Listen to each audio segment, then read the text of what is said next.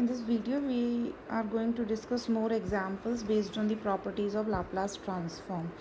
So, consider the question that yt is equals to x1 t minus 2 convolution x2 minus t plus 3, right, where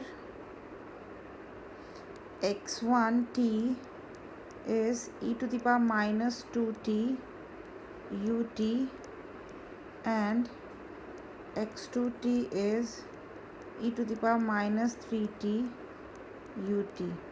Now, using the Laplace transform properties, you have to determine ys, right? So how you can determine? This is the convolution sign. How you can determine? You have to determine first the Laplace transform of this function and then the Laplace transform of this function, and then apply the convolution property.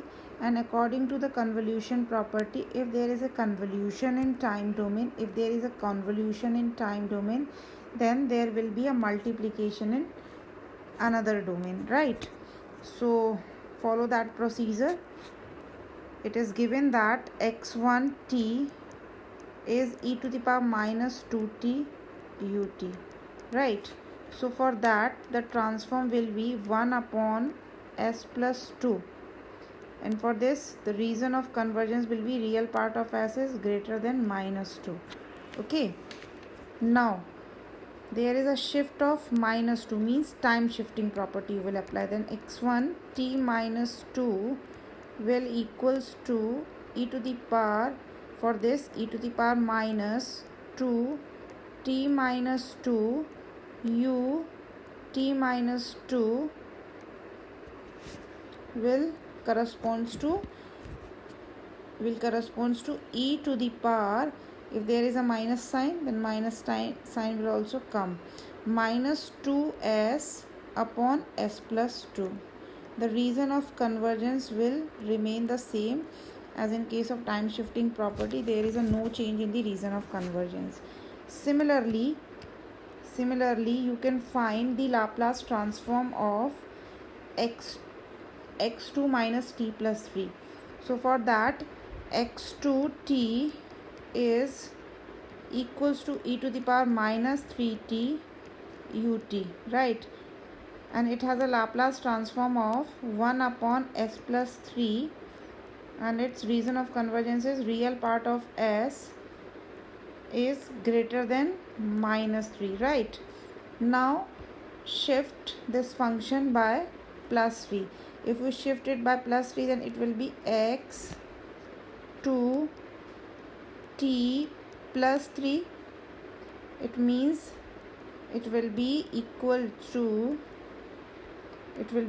e to the power minus 3 t plus 3 u t plus 3 has a Fourier transform, has a Laplace transform e to the power 3s upon s plus 3.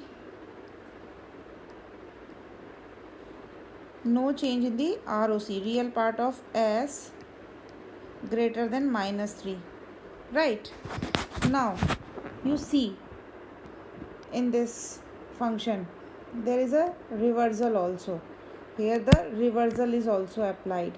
So reversal in time domain, time reversal property. According to time reversal property, if xt has a Laplace transform x of s with ROC R, then x of minus t has a Laplace transform x of minus l with ROC minus R, right?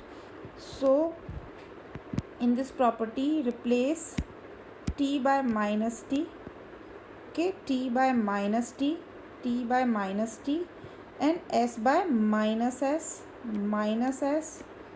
okay, and this become minus real part of s is greater than plus 3, right? It will be equals to plus 3. So this is the this is the Laplace transform of x1 t minus 2 plus x2 t minus 3 can be written as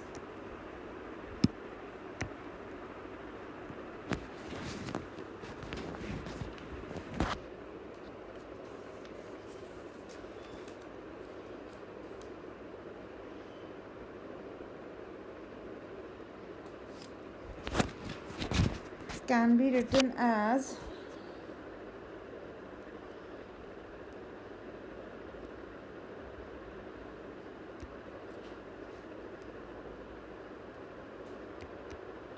it will be 1 upon, not 1 upon, e to the power minus 2s upon s plus 2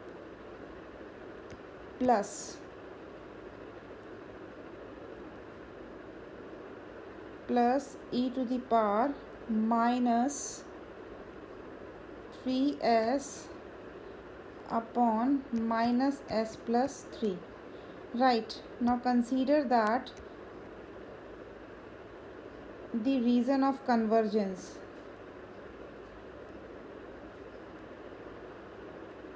For this the reason of convergence is real part of s is greater than minus 2, right? And for this the real this function, the reason of convergence is real part of s is less than 3, right? Here the sign will also change. Here the sign will also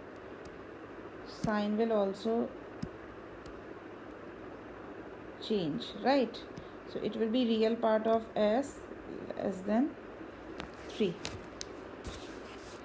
Okay, so now when you combine this function, then you have to combine this ROC also, means you have to take the intersection of this. So if you draw it in the s plane, it will be real part of s is greater than minus 2. The minus 2, mark the pole, minus 2 is the pole. Real part of s is greater than minus 2 will be this part. And mark the pole 3. Real part of s is less than 3 means this. The overlapped area in between is this and this. So for whole, the ROC will be,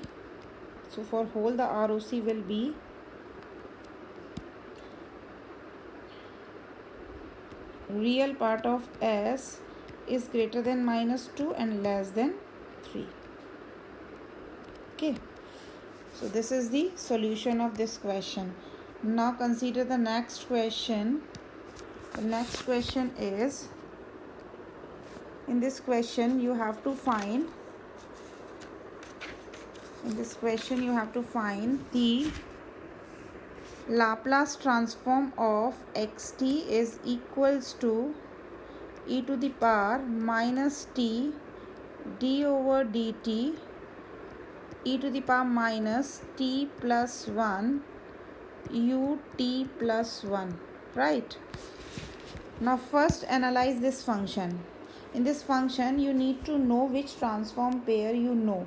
So here you know the transform of e to the power minus t ut has a transform 1 upon s plus 1 with real part of s greater than minus 1, right? Now you have to apply the time shifting property. Okay, when you apply the time shifting property, there is a no change in the ROC. The ROC will remain the same after applying the time shifting property. Now after then you have to differentiate in time domain. Okay, when you differentiate in time domain, then there will be a multiplication of s in the another domain, right? And in case of time differentiation property, there is a no change in the ROC, right? Okay, now then see this e to the power minus t.